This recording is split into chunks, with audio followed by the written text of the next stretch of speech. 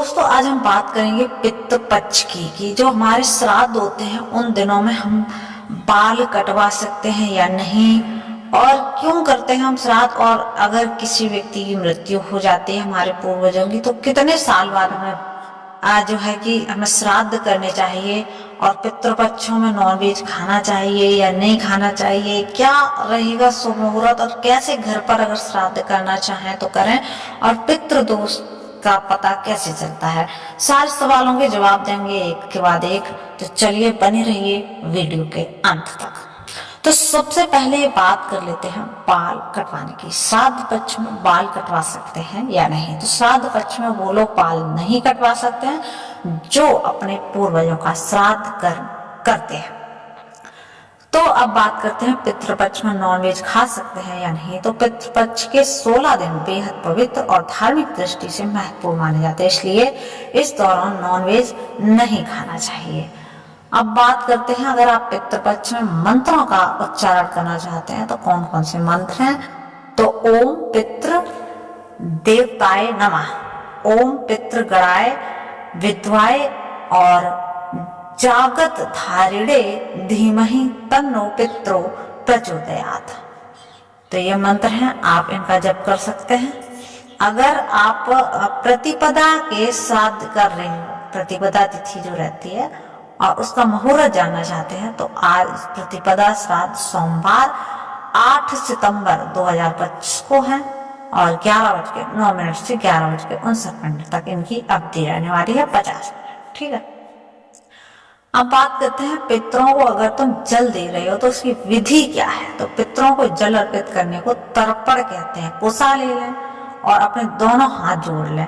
जब आपको अपने जिस पितृ को जल अर्पित करना है उनका ध्यान करें और इस दौरान ओम आगच्छन्तु में पितर एवं गृहन्तु जलांजलित मंत्र का आप जाप करें। अब अपने अंगूठे का उपयोग करते हुए 5 से 7 बार या 11 बार जल को जमीन पर चढ़ाएं। मान्यता है कि अंगूठे से जल चढ़ाने से ही पितर संतुष्ट हो जाते हैं। अगर आप घर पर श्राद्ध करने की सरल विधि जानना चाहते हैं तो वो भी बता देते हैं। तो पितृपक्ष के पितरों की आत्मा की शांति के लिए श्राद्ध किए जाते हैं। सबसे पहले पितर के देहांत तिथि के अनुसार पितृपक्ष की तिथि चुन लें। अगर दशमी को हुआ है तो दशमी के दिन करना है, एकादशी को हुआ एकादशी के दिन करना है, द्वितीया या तृतीया को हुआ है, जौन सी तिथि को उनका जो है संस्कार हुआ है, मतलब उनका निधन हुआ था, उसी तिथि को आपको श्राद्ध करना है। तो फिर श्राद्ध करने वाली तिथि पर सुबह स्नान और स्वच्छ वस्त्र पहन लें। जहाँ श्राद्ध करना है वहां तिल, जौ, कुसा, गंगा जल, खीर, पोड़ी, दाल, चावल, मिठाई, फल, धूप, दीप लेकर बैठें। दोपहर में दक्षिण दिशा की ओर मुख कर लें और श्राद्ध को शुरू करें। एक तांबे के पात्र में गंगा जल, तिल और जौ मिलाकर पितरों का नाम और गोत्र लेते हुए तर्पण करते रहें। एक थाली में भोजन परोसकर पितरों का भोग लगाएं और गाय, कौवा और कुत्ते को भोजन खिलाएं। ओम पितृभ्यम नमः मंत्र का जप करें और अंत में ब्राह्मण या कोई जरूरतमंद हो उसको भोजन कराएं और उन्हें दान भी करते रहें। जब हम तर्पण कर देते हैं तो पितरों को भोजन कैसे मिलता है, एक सवाल ये भी है। ऐसे पौराणिक मान्यता है कि हमारे पितृ गंध और स्वाद के तत्वों से प्रसन्न होते हैं। जब व्यक्ति अपने घर में सुख शांति के लिए गाय के गोबर से बने जलते हुए उपले पर गुड़ और घी और अन्न अर्पित करता है तो इससे पैदा हुई गंध से पितरों को भोजन प्राप्त होता है। अब बात करते हैं पितृपक्ष में कौन से श्राद्ध एक साथ पड़ रहे हैं। तो पितृपक्ष में तीसरा और चौथा श्राद्ध एक साथ पड़ रहा है। बता दें इस साल पितृपक्ष 7 सितंबर से 21 सितंबर तक रहेंगे। सर्व पितृ अमावस्या कब की है। तो अमावस्या तिथि श्राद्ध परिवार के उन मृतक सदस्यों के लिए किया जाता है जिनकी मृत्यु अमावस्या तिथि, पूर्णिमा तिथि तथा चतुर्दशी तिथि को हुई हो। यदि कोई संपूर्ण तिथियों पर श्राद्ध करने में सक्षम नहीं होता है तो वो भी मात्र अमावस्या तिथि पर श्राद्ध कर सकता है। कहते हैं अमावस्या तिथि पर किया गया श्राद्ध परिवार के सभी पूर्वजों की आत्माओं को प्रसन्न करने के लिए पर्याप्त होता है। पितृपक्ष कब खत्म होगा 2025 में? तो पितृपक्ष की समाप्ति 21 सितंबर को होगी और इस दिन सर्वपितृ अमावस्या मनाई जाएगी। इस अमावस्या का श्राद्ध सबसे महत्वपूर्ण माना जाता है। गंगा नदी के किनारे श्राद्ध करने का महत्व क्या है? तो गंगा नदी के तट पर श्राद्ध करने का बहुत महत्व है। अगर ऐसा संभव नहीं है तो घर पर भी श्राद्ध कर्म किया जा सकता है। श्राद्ध के दिन ब्राह्मणों को भोजन करवाना चाहिए और उन्हें सामर्थ्य के अनुसार आप दक्षिणा देना चाहिए।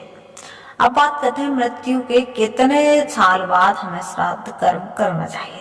तो धार्मिक मान्यता के अनुसार किसी व्यक्ति की मृत्यु के 1 साल बाद वार्षिक श्राद्ध किया जाता है। इसके बाद हर वर्ष पितृपक्ष के दौरान पितरों का श्राद्ध करना चाहिए।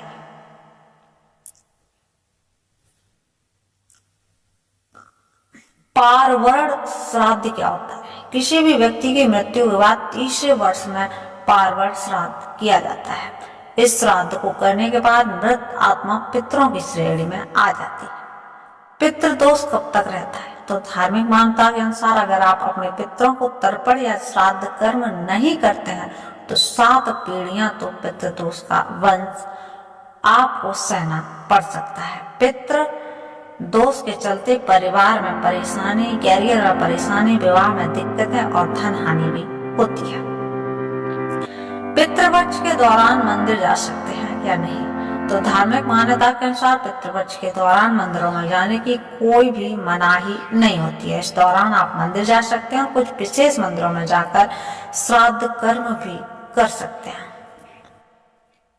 पितृपक्ष के दौरान इस दिशा में जरूर दीपक जलाएं। पितृपक्ष के दौरान आपके घर की दक्षिण दिशा में दीपक अवश्य जलना चाहिए। माना जाता है कि यह दिशा पितरों की होती है। इस दिशा में दीपक जलाने से पितरों का आशीर्वाद आपको प्राप्त होता है। पितृपक्ष में कौन से जीवों को हमें दान देना चाहिए? तो पितृपक्ष के दौरान आपको गाय, कुत्ता, कौवा, चींटी और मछली को अन्न और जल अवश्य देना चाहिए। धार्मिक मान्यता के अनुसार इनको दिया गया अन्न और जल आपके पितरों तक पहुंचता है और उनकी आत्मा को शांति मिलती है। पितृपक्ष में पीपल का क्या महत्व है? तो पितृपक्ष में पीपल के वृक्ष पर पितृ निवास करते हैं। ऐसे में पितृपक्ष के दौरान पीपल का पेड़ का बहुत अधिक महत्व बढ़ जाता है। पितृपक्ष के दौरान पीपल के दीपक जलाने, पीपल के नीचे दीपक जलाने से और पीपल को जल अर्पित करने से पितरों का आशीर्वाद प्राप्त होता है।